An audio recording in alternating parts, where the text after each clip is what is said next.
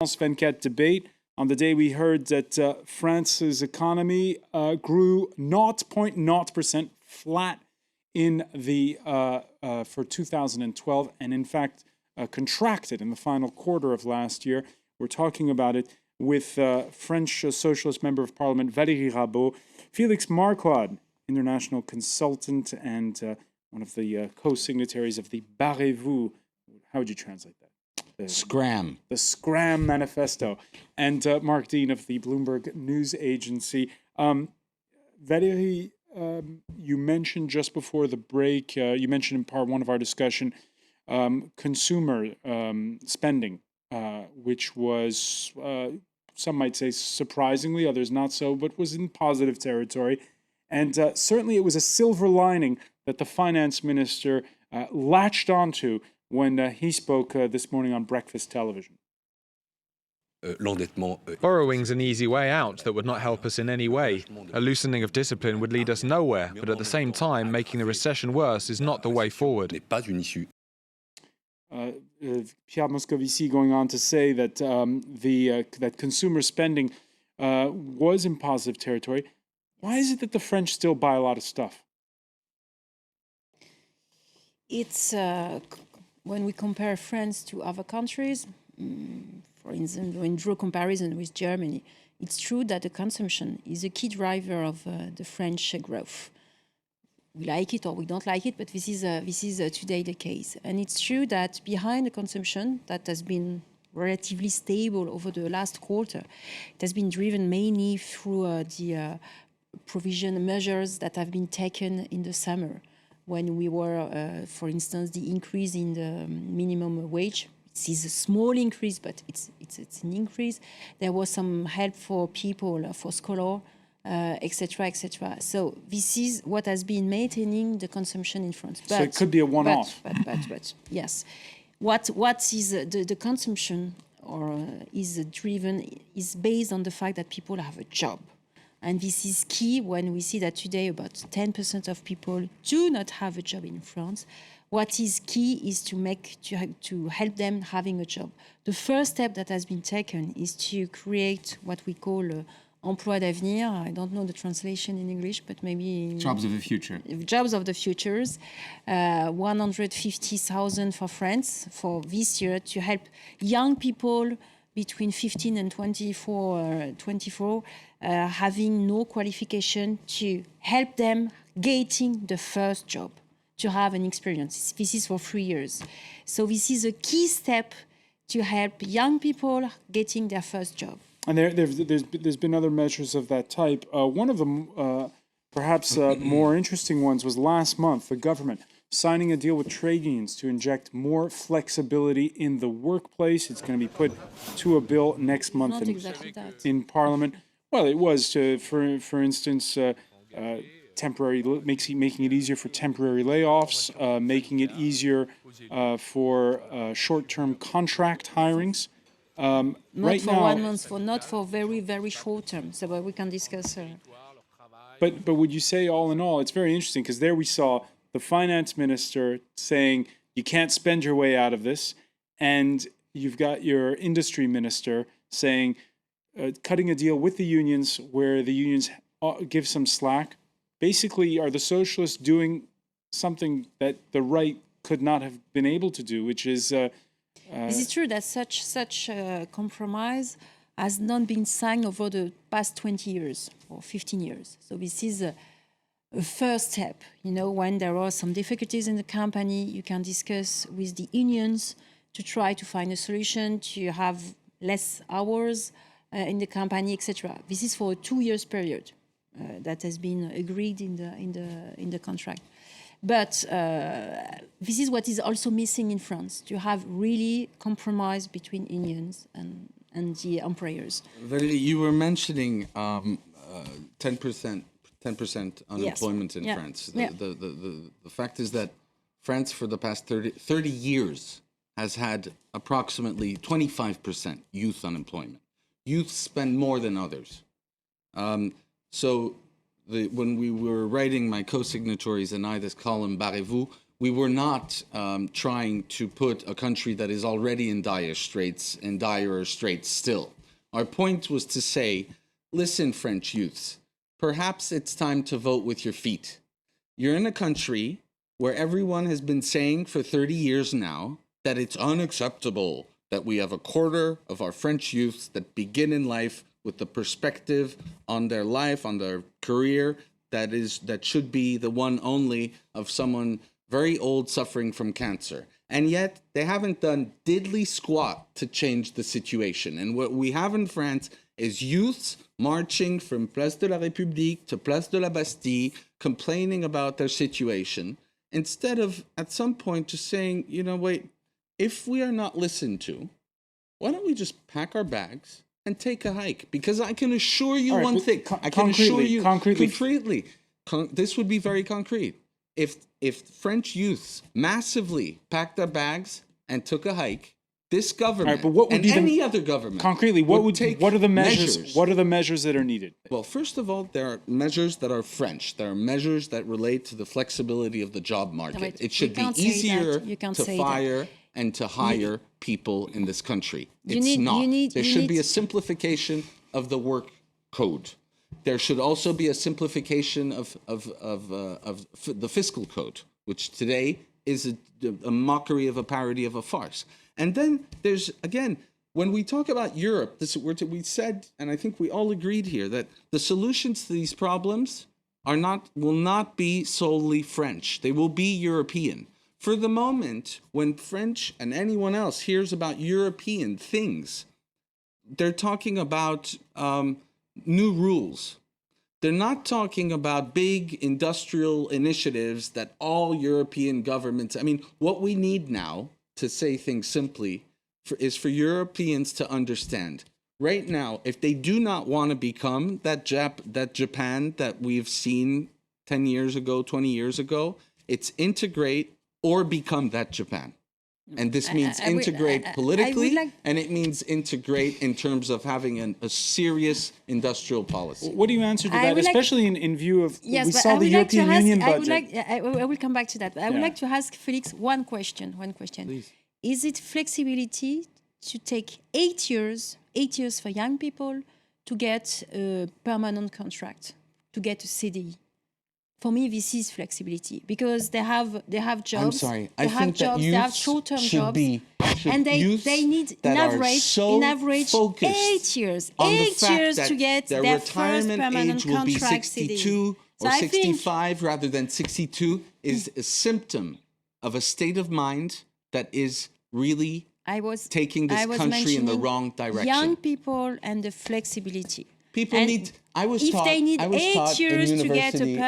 university, you are going to change jobs, young man, 5 or 10 times in your life. And you better get used to that idea because this is what's going to happen.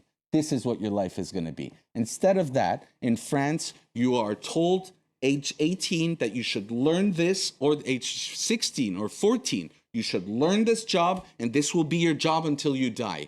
That is a joke in nowadays economy. But I agree with you on that, but you did not answer my question. When you need 8 years for young people, in average, to get a permanent contract, a CDI, meaning that before... That means you need to kill the CDD first. Okay. But today, you have this flexibility. You have the short-term one.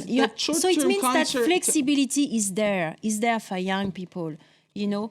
They're suffering from this flexibility. They cannot invest in a house, buying a car, everything to have a projection in the futures. And how... sorry, to come back to the European budget. Yeah, no, because we were just talking about... there is this idea throughout Europe that we do turn to the governments for answers. And we saw last week a European Union budget passed where things like getting high-speed internet access through more funding for that's been slashed, and instead we have things that appear outdated to many, like the common agricultural policy going full steam ahead. Okay, we need to be careful when discussing about the European budget because we need to compare what has been spent between 2007 and 2013, and then what has been decided, not voted yet, because the European Parliament will discuss on it. If we based the comparison between what has been what the expenses between 2007 and 2013, I have, based on the figures I've seen, that it would be an increase compared to what has been expensed, not to the previous budget. Where I agree with you, and I'm very sorry about that, is that for the future investment, like the one you were mentioning, there was a letter signed before by Nicolas Sarkozy, before 2012, Angela Merkel, etc., explaining that they would like to reduce the European budget. So this was the starting point of the negotiation. And what has been achieved compared to these starting points is much higher. But I agree with you, the starting point was very low at the beginning. And I think it's really a pity. All right, so the question always being whether the answer comes from above or below for how to kickstart the economy. Who do you turn to? François Hollande this Thursday, he's in India. Yes. And he went with lots of business leaders, and he's trying to sell fighter jets, nuclear power plants. That could help to kickstart the economy. He's already inked a deal, by the way, to sell helicopters. But to do more much-needed business, he's even gone the extra leg and started speaking a strange language. I'm sure that this visit will be our relationship at the best level we can hope. We come from a great partnership, India and France, and we must always improve the relationship between our two countries. François Hollande speaking English. Why is it strange? But because French presidents didn't, as a general rule, don't do that. Don't do that. Exactly the truth. Those that could perfectly speak English refuse to, like Jacques Chirac, and those that would have loved to speak perfect English couldn't to save their lives. Like Nicolas Sarkozy. But Mark Dean, what does that tell you? The fact that he's speaking English. Well, I mean, I think it is reflective of how the world has changed over the past 20 or 30 years. And, everyone recognizes that English is the lingua franca and you need to speak it. And, I mean, there's... I think it reflects that, in fact, that recognition is in France as well, despite what you might think. That's modern. What about this, going on a trip with all the business leaders? That's every country does that. Angela Merkel does the same thing. Except Angela when Merkel she's takes traveling to China, many more SMEs. Small and medium-sized businesses. maybe. I can't comment on that, but I mean, it doesn't hurt, and these things have to be done. But the truth, I actually am going But I signed a column last week about this and about the underrepresentation, the chronic underrepresentation of the French in places like Davos. And the fact of the matter is, while it is changing, Mark, I agree, it's changing slowly. And for the moment, global elites and the way they were recognized and the way they recognized each other 150 or 200 years ago was basically blood. You were born a prince or a king or whatever, and you were part of the club or not. And then the age of capitalism brought a new set of rules, and it was much more, of course, about how much money you earned. And many wealthy capitalists joined this club. The fact of the matter is, when you look at the people, the fauna that constitutes Davos today, it's not made up. It's made up of many, many people that are extremely rich, of course. But the common denominator of those 3,500 people who dwell in Davos for 4 or 5 days is certainly not money. It is a certain level of education, and in that the French are on par and above with everyone else. The second, and this is where they lack, they're really held back, is a mastery of a rather spiritual, sophisticated use of the English language. And the French have been caught up because they have seen any effort to improve the level of English of French people as a sort of a a heresy and an attack on the integrity of francophonie. Yeah. Because of that, they have been out of the loop. I'm not sure about that. I think there might be a generation gap on that issue between the older and the younger people. But let me ask you a question. This is exceptional tonight because this is the second time I agree with Felix. So. Oh, you agree with him? Okay. On the fact that we need I want to ask you a question. Felix in part one was saying how he gets the sense that young people aspire to a civil service job. But those people that he's just mentioning now, the elite... But I don't agree with that. You don't agree with that, and we understand that. Yeah. But the people from the elites who go to all of these very selective, what they call grandes écoles, the high schools. Or just the majority of the parliament. No, but public servants. No, but the when they come out of these very elite business schools and engineering schools, they don't aspire to go to small business, do they? They aspire to go to major corporations. The risk, and they're not risk taker, and this word does not exist in French. How do you get people to risk taker is an English word, but does not exist in French. It exists. It's negative. No. Well, I don't know what is the word in French. Risk taker does not exist in French. Sorry. Bravache. Sorry? Negative. But if you want to get these small businesses going, if you want to have more small businessmen on the trips with the president, how do you encourage them? It's true that to create a company, to be part of a small company when you need to do everything, because this is the case.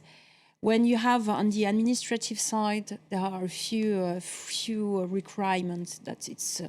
Honestly, we need to correct that. But this is part also of what has been presented by Jean-Marc Ayrault as the Prime Minister. The Prime Minister Jean-Marc Ayrault has been presented in November. So this is part of it that we do not need to have to fill papers and papers. Can you see the day when people from these grandes écoles, from these elite schools, say, I want to start a small business? And this is the first point. And the second one, they need to have much more contact with small companies, with SMEs, which is not the case today. When you are going at a forum at this grandes écoles, you have all the big players, all the CAC 40, which is there. And I would suggest that we should invite some SMEs to explain what is the business, how can we do research, how it is implemented in a company.